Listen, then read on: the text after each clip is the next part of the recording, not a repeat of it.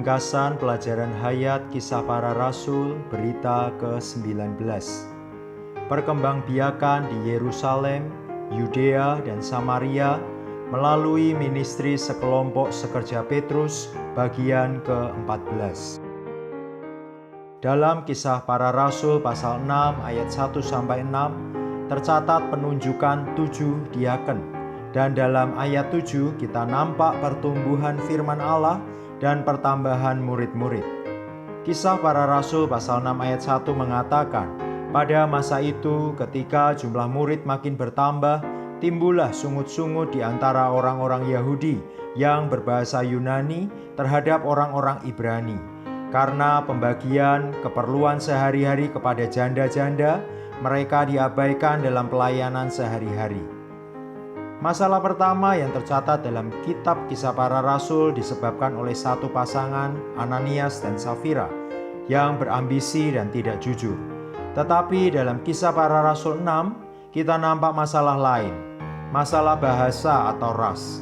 Kelihatannya masalah dalam gereja di Yerusalem adalah satu masalah bahasa yang berhubungan dengan orang-orang yang berbahasa Ibrani dan orang-orang yang berbahasa Yunani. Sebenarnya masalah ini bukan tentang bahasa, melainkan tentang ras.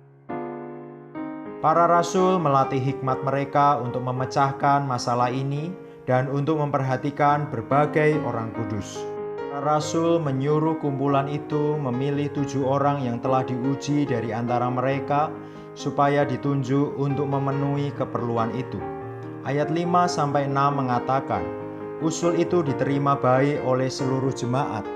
Lalu mereka memilih Stefanus, seorang yang penuh iman dan Roh Kudus, dan Filipus, Prokorus, Nikanor, Timon, Parmenas, dan Nikolaus, seorang penganut agama Yahudi dari Antioquia.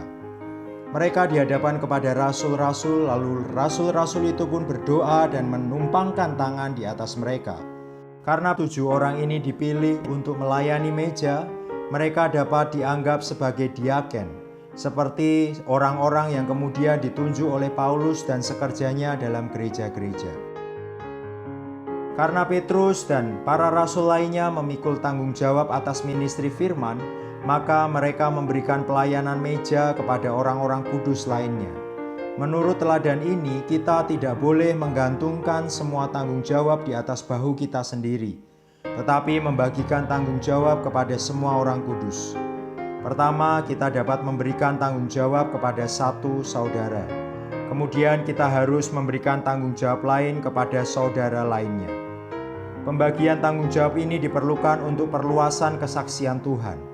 Penunjukan 7 orang diaken untuk memperhatikan keperluan khusus itu adalah teladan yang sangat baik, dan kita perlu mengikutinya dalam kehidupan gereja hari ini. Dari 7 orang yang dipilih sebagai diaken, ada 2 orang, Stefanus dan Filipus, yang memiliki karunia-karunia khusus. Dari pembicaraan Stefanus dalam pasal 7, kita dapat menyadari bahwa ia adalah seorang guru besar. Filipus juga memiliki satu karunia khusus, dan akhirnya ia dinyatakan sebagai seorang penginjil besar. Meskipun Stefanus dan Filipus memiliki karunia-karunia khusus, ketika mereka dipilih untuk melayani meja, mereka dengan rela melayani. Di sini kita memiliki satu teladan yang baik. Dari teladan Stefanus dan Filipus, kita melihat bahwa tidak peduli apa jenis karunia khusus yang kita miliki, jika kita dipilih untuk melayani meja, kita harus rela melayani. Bila kita diminta untuk melayani, bahkan jika itu membersihkan kamar kecil, kita harus melayani dengan rela. Dalam kehidupan gereja, kita berada di bawah kasih karunia Tuhan dan berada di bawah kedaulatannya. Karena itu, tanpa bersungut-sungut, kita harus menerima kedaulatan Tuhan dan lingkungan yang diatur oleh Dia. Jika kita melakukan ini dan mengikuti teladan dalam Kisah Para Rasul 6, kita akan memiliki kehidupan gereja yang gembira dan menyenangkan. Dalam penunjukan 7 diaken, ada satu butir yang sangat tegas dan luar biasa, yaitu di antara 7 diaken itu tidak ada pemimpin yang ditunjuk. Ini menunjukkan bahwa tidak ada jabatan atau kedudukan yang dipandang. Semua diaken itu adalah pelayan-pelayan orang-orang kudus. Ini adalah satu teladan yang baik untuk kita pelajari dan ikuti agar kita dapat menghindarkan kepemimpinan dalam jabatan dan kedudukan dalam bentuk apapun. Kisah Para Rasul pasal 6 ayat 7 mengatakan, firman Allah makin tersebar dan jumlah murid di Yerusalem makin bertambah banyak. Juga sejumlah besar imam menyerahkan diri dan percaya. Kata tersebar dalam bahasa aslinya mengacu kepada pertumbuhan dalam hayat.